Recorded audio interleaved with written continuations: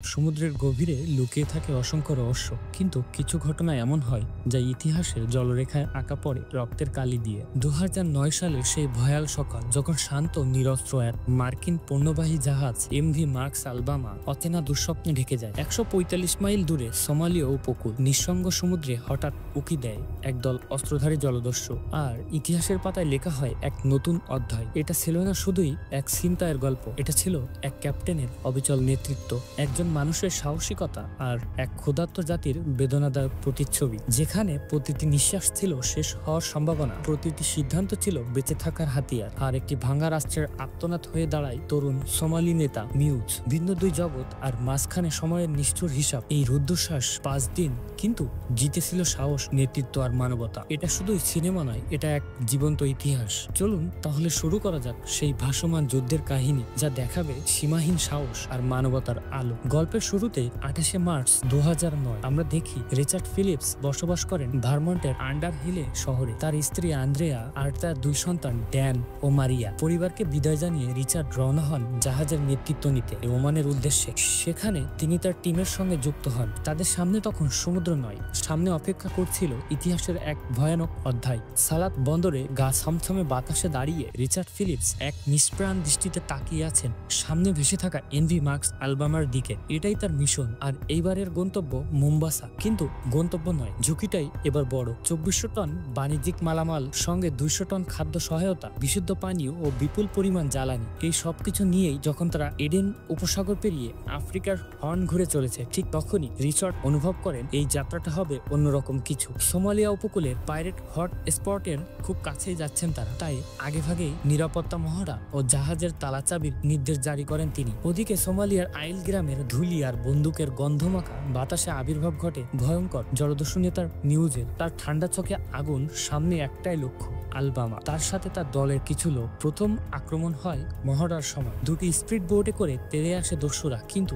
রিচার্ডের চালাকিতে প্রথম দিন তারা ব্যর্থ হয়। রেডিওতে সামরিক হেল্প কলের নাটক, প্রোপেলারের তরঙ্গে ছিটকে পড়া, সব মিলিয়ে সেদিন আলবামা বেঁচে যায়। কিন্তু মিউজ থেমে থাকে না। হেরে গিয়েও ঘোষণা দেন, আগামীকাল ভোরের আগেই আমরা আবার তাদের অ্যাটাক করব। সোমালিয়ার জলসীমার ঠিক বাইরেই ধীরে ধীরে এগিয়ে চলছিল একটি মালবাহী জাহাজ। চারিদিকে ছিল অদ্ভুত নীরবতা, আর সেই নীরবতা ছিঁড়েই হঠাৎ সামনে ভেসে ওঠে 2টি ছোট স্পিড বোট। বোটটিতে থাকা কিছু লোক কোনো কথা না বলেই জাহাজের দিকে গুলি চালাতে শুরু করে। মুহূর্তে স্পষ্ট হয় এরা জলদস্যু। ক্যাপ্টেন রিচার্ড ফিলিপস ভয় পেয়ে যান না, কিন্তু বুঝে যান বিপদ ঘনিয়ে এসেছে। তিনি প্রাণপণে চেষ্টা করেন জাহাজকে নিরাপদে রাখতে, দস্যুদের দূরে সরাতে, কিন্তু সব চেষ্টাই বিফলে যায়। জলদস্যুরা অনেক কষ্টে মই দিয়ে উঠে পড়ে জাহাজে। ফিলিপস দ্রুত সিদ্ধান্ত নেন। তিনি তার নাবিকদের আদেশ দেন যেখানে পারে, যেভাবে পারে লুকিয়ে পড়তে। এক ভয়ঙ্কর খেলা তখন শুরু হয়েছে জাহাজের ভেতরে। দস্যুরা সোজা চলে যায় ক্যাপ্টেনের করিডোরে এবং ফিলিপসকে লক্ষ্য করেই স্পষ্ট ভাষায় জানায় তাদের দরকার টাকা। ফিলিপস করিডোরের আলমারি থেকে তাদের হাতে $3000 দিয়ে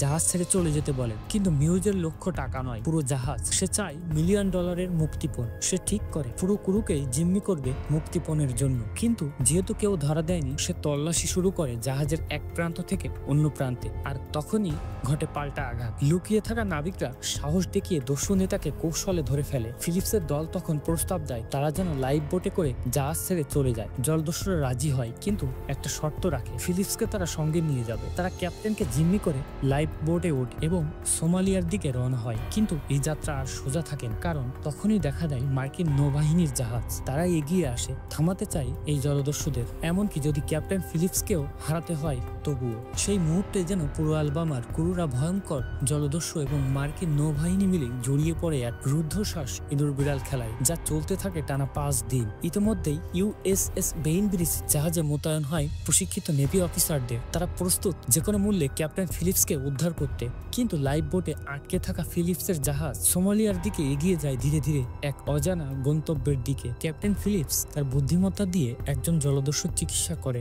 মিউজ জানায় তারা অতীত এক গ্রিক জাহাজ থেকে $6 মিলিয়ন কামানোর গল্প। এইবারের বাজি রিচার্ড ফিলিপস। আর তখনই আমেরিকান কমান্ডার ক্যাপ্টেন কাস্তেনালোকে নির্দেশ দেওয়া হয় কোনোভাবেই ফিলিপসকে মরতে দেওয়া যাবে না। রাত ঘনিয়ে এসেছে, চারপাশে শুধু নিঃসঙ্গ সাগরের গর্জন। মার্কিন যুদ্ধজাহাজ ইউএসএস বেইনব্রিজ লক্ষ্যহীন অনুসরণ করছে সেই ছোট্ট লাইফ বোটটিকে, যেটিতে বন্দী ক্যাপ্টেন ফিলিপস আর চারপাশে অস্থির ও অস্ত্রধারী জলদস্যুরা। এই মুহূর্তে আমেরিকান নৌবাহিনী যে কোনো মূল্যে জলদস্যুদের মূল ভূখণ্ডে পৌঁছানো ঠেকাতে প্রস্তুত। ক্যাপ্টেন কাস্তেনালো বুঝে গেছেন এটা কেবল আলোচনার খেলা নয়, এটা সময়ের বিরুদ্ধে এক নিষ্ঠুর প্রতিযোগিতা। লাইফ বোটে খাবার ও চিকিৎসা সামগ্রী পাঠানো হয়, বিনিময়ে তারা চাই ক্যাপ্টেন ফিলিপস এখনো জীবিত এই প্রমাণ। ফিলিপসকে ডেকে আনে মিউজ। অসহায় চোখে কাস্তেনালোর দিকে তাকিয়ে ফিলিপস শুধু বলেন, আমি 15 নম্বর সিটে বসে আছি। কিন্তু ফিলিপস বুঝতে পারেন এই কথা বলেই তিনি আসলে এক সংকেত পাঠালেন। মার্কিন নৌবাহিনী আলোচনায় নয়, সিদ্ধান্তে এসেছে। লাইফ বোটের ভিতরের অবস্থা দ্রুত খারাপ হচ্ছে। মিউজ, যিনি শান্ত থাকার চেষ্টা করছিলেন, ক্রমেই নিজের নিয়ন্ত্রণ হারাচ্ছেন। নাজি দলের আরেক সদস্য আরো চড়া সিদ্ধান্তে যেতে চায়। তারা ক্যাপ্টেন ফিলিপসের মুক্তির জন্য এখন $10 মিলিয়ন দাবিতে অটল। এদিকে পরিস্থিতি আরো ঘনীভূত হয় যখন আরো দুটি মার্কিন যুদ্ধজাহাজ ইউএসএস বক্সার এবং ইউএসএস হ্যালিবার্টার এসে উপস্থিত হয়। চারিদিক থেকে লাইফ বোটটি যেন ঘেরাও হয়ে যায়। ফিলিপস আবারও মিউজকে বোঝাতে চেষ্টা করেন, তোমরা পালাতে পারবে না, ওরা লাইফ বোটটি ডুবিয়ে দেবে, তবুও তোমাদের যেতে দেবেন।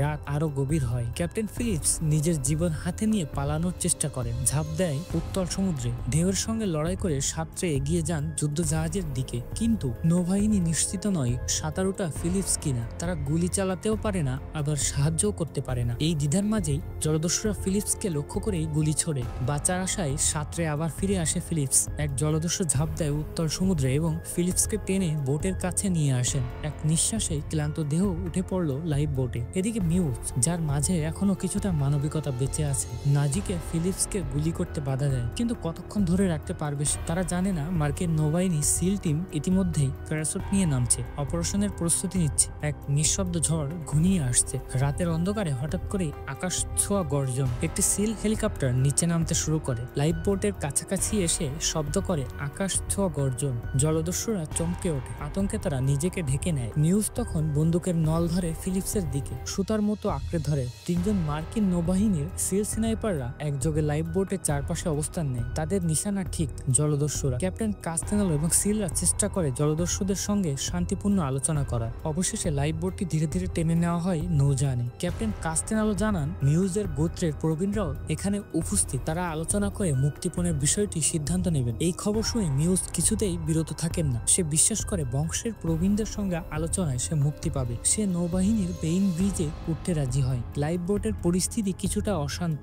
একজন উত্তেজিত জলদস্যু নাজি ফিলিপসকে দেখে তার স্ত্রীর কাছে বিদায়ী নোট লিখতে। নাজি সে নোট কেড়ে নিতে চাইলে ফিলিপস তার উপর আক্রমণ করে, কিন্তু শীঘ্রই তাকে আটকানো হয় এবং মারধর করা হয়। এখন নাজি সম্পূর্ণ নিয়ন্ত্রণ নিতে চায়। জলদস্যুরা ফিলিপসকে জোরপূর্বক চোখে কাপড় দিয়ে চোখ বেঁধে ফেলে, আর বেইন ব্রিজের ক্রুরা জাহাজের সকল আওয়াজ বন্ধ করে দেয়। মৃত্যুদণ্ড কার্যকর করার জন্যই সবকিছু প্রস্তুত। ঠিক তখনই 3 জন সিল স্নাইপার তীব্র গুলির ফোয়ারা ছুড়ে জলদস্যুদের হত্যা করে।